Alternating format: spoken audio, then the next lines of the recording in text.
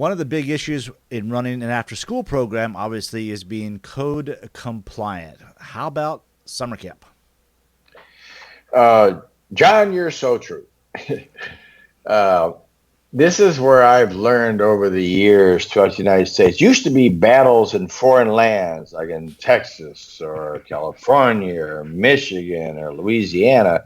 I just recently won a 10-year battle in Louisiana with a client that I sent you that they actually got tired of DCF screwing with them over these years, and we fought them, and every time I won, and then he wanted to take them to court. So they did go to court, and we won. So that my after-school program and summer camp program is exempt. Now Louisiana run the way that I do it. There's other people out there, so-called after-school summer camp gurus, that have programs that have bellied up in Florida and just recently in Texas. And there's other programs coming out. There's some states that have a single skill activity or sole activity. Okay, Texas is one of them. There's others. I won't get into that. So expand on what that means. Well, it means you can do martial arts. It means you can't do dance, gymnastics, tumbling, tiddlywinks, basketball. Martial arts. DCF, Department of Children and Families, actually love the martial arts and what we do for kids. It's the downtime before and after class. And that's why it's really good to have them up more often than down. In Texas, for instance, during summer camp, you can't do any field trips whatsoever. Everybody that's doing that are flying under the radar and operating illegally unless it's related to the martial arts. You can go to a tournament. Mm-hmm. No, you can't go to a Jackie Chan movie and call that martial arts. No, you can't go to the pool and do resistance training in the pool, blocks and punches and kicks in the pool. No, you can't ride a horse and say you're doing the Last Samurai. Hey, I had a guy do both of those over there in Texas. Wow. He was resistance training in the pool.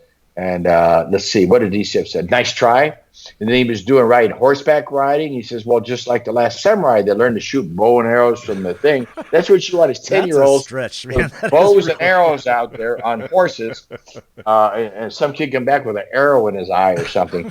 But that didn't fly. And listen to me now. Everybody that's doing a field trip in Texas, and that's not the only place, unless you have an SACC, school-age child care license, or you have a youth camp license through the Department of Health in Texas that's under 2010 in the codes there. But then you have to have your camp has to be held outside 51% of the time. So that's not what we're talking about. So they got you. Even in your school, if you have 2 classes a day, what are you doing between classes? Texas just talked to me today. They said, because one of my clients called me, and you have to do martial arts related material all day long in Texas. Now you can fly under the radar. I had somebody in Missouri do that for 20 years, got busted. You saw me send you that letter of exemption. Mm-hmm. Took me, I think 4 weeks or 8 weeks. I actually got them to send me a letter of exemption saying the TASMA program is exempt in Missouri the way that I operate. They actually said my program. And they were told to become a licensed school-age child care, telling her to move, get more square footage.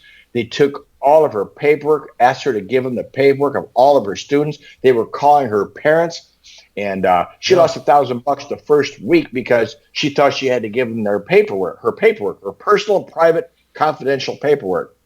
And I called the state and said, how dare you? Mm-hmm. How dare you? That's tortious interference with their legal right to do business. You have no right. You have no subpoena. And I says, my client has the right now to sue you for all those monies lost from those people that you call, plus the potential income she would have earned over the next year. So let's stop that right now. She's not going to get a child care license for you. She's not going to move into a bigger facility.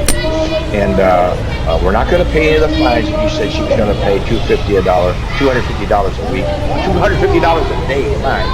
We're not going to do that. I'm going to revamp her program. I said, I've already had my program exempt in Missouri back in 2007, and I think it was. I found an old piece of paper. I said, do you still have a fax machine? Because I do. And I faxed it to them, and I told them what we're going to do and how we're going to do it. And I got a letter of exemption for this client who's flying under the radar for 20 years. Now, if you all feel comfortable being ignorant and not knowing the law, or knowing that you're operating illegally and flying under the radar, you might get 2 years, 4 years, 6 years. I had a guy who's putting out a new program right now. He bought my program back in the day. He was in Michigan, and he got in trouble there. And he had after school care karate on his van, and homework tutoring, and what else? He had before school karate. And the head of DCF back then was Jim Cinnamon. He's retired now. I spoke with him not long ago. He said, Jim, your guy's walking like a duck, quacking like a duck, and hold up a sign saying he's not a duck. And I said, Jim, I'm going to trim his feathers for you. When I get done with him, you're going to be happy. And so we cut out his before school. I said to this guy, I said, do you like how many kids do you have before school? I'm from Cleveland originally, and he's in Detroit. And I said, don't you have snow up there like I did? You like getting up in the morning at 5, being at the dojo at 6:30, and taking kids at 7, and taking them to school. How many kids do you have? He had 11. I said, could you afford to lose those if this doesn't work? Yeah, I guess so. He had 67 in his after-school program. So I said, get rid of that after-school care karate in your van. We're not going to do care and karate. We're going to do karate instead of daycare, okay? Forget homework tutoring. Homework shouldn't be part of your program. I don't care what the parents want or how many martial arts school owners say that's important or not. They're mistaken, okay?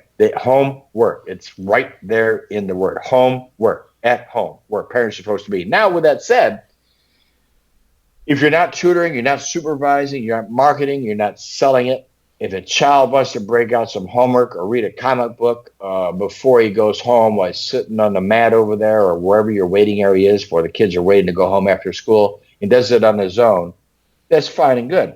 But don't make it part of your program. With codes, okay, you need to know if your summer camp is exempt. You don't just do it. I don't care if 5 other martial arts are doing it. I know of a lot of schools right now in Florida, and because I spoke with Texas earlier today, somebody called me. There's hundreds of schools in Texas flying under the radar. They're doing field trips during the summer camp. You can't do field trips in Texas for summer camp unless it's to a martial arts tournament. We all know they're on Saturdays. So everybody's not doing that. It's operating currently illegally. It's just a matter of time. There's a complaint and the hammer falls. You need to stay in your dojo or dojang and operate correctly and legally. Okay, it's martial arts summer camp. Stick to the martial arts. You could go to a park. You could in the shade and do a martial arts class outside. I know people that do that, and there's nothing wrong with that. So you need to know your codes, and you can look them up, or you can get with me. And I know the codes intimately. I help people with that all the time and how to do it, not get around them. I work with DCF.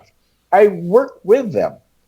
In fact, currently in Florida, I'm helping rewriting the laws and introducing a new bill. I just spoke with our current representative here, and he's been here at my office, and we worked on it, and I'm a stakeholder. We're going to work over the summer and work on introducing a new bill. I don't want to put it out there right now, but we're working on it right now to keep us totally exempt for summer camp and after school. In Florida, summer camp is exempt as long as you have a level 2 background check. So you can go on field trips anywhere you want in summer camp. But I keep it down to 2 so you don't have to spend as much money or the liability out there. But my summer camp here is $145 bucks a week, and that's just big money. But make sure if you need a license, some states you need what's called a youth camp license. That's gotten through the Department of Health. I think it was Mississippi. I had a guy do an after-school program there. I spoke to the guy, the head of DCF there, and he said, well, you're not going to be able to do your in-service days, your spring break, or your winter break, or your summer camp without becoming an SAC, school-age child care. And I said, well, you don't have a day camp license? Well, we have a SACC. Really? Okay. Do you happen to know the number offhand of the Department of Health there and all that? What you need that for? I just want to call them about something. So I called the Department of Health. I said, do you have a youth camp license available if I want to run a karate summer camp there with 2 karate classes a day, maybe 2 field trips a week, and da-da-da-da-da? I explained it. Sure we do. So I got my client to get a youth camp license, and it's good for the whole fiscal year. So not just for summer camp, it was good for his spring break, his winter break, his Martin Luther King Day, his President's Day, his Teachers' Work Days. And I called the guy back, hey, thanks for your help. My client won't be getting an SACC through you. He got a youth camp license, and thank you so much for your help. Guy couldn't stand it because I knew what to do and what to ask and how to do it.